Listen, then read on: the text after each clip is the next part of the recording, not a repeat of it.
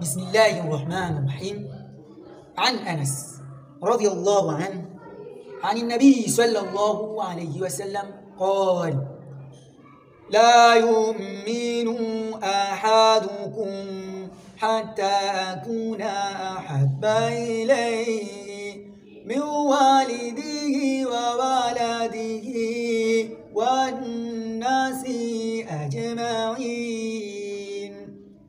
لا يؤمن أحدكم حتى أكون أحب إليه من والده وولده والناس أجمعين.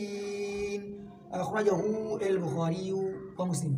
نعم أحباب رسول الله، تفسير حديثين كما يفتهم.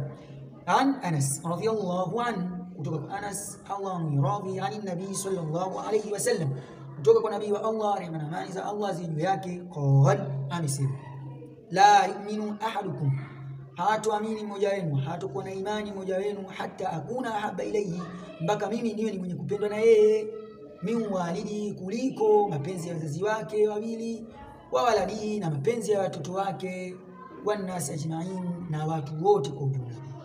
Narudia tafsiri hadithi. Hadithi imepokelewa na Anas Allah mradhi, ani nabii sallallahu alayhi wasallam, kutoka kwa nabii wa Allah, rehema na amani za Allah juu yake, qala, amesema: la yu'minu ahadukum, hataamini mmoja wenu, hatakuwa na imani ya kisawasawa mmoja wenu, hata akuna ahabba ilayhi, mpaka mimi niwe mwenye kupendwa na yeye, mwenye kupendwa zaidi na yeye, min walidi, kuliko mapenzi ya wazazi wake wawili, wa waladi, na mapenzi ya watoto wake, wa nasi ajma'in, na watu wote.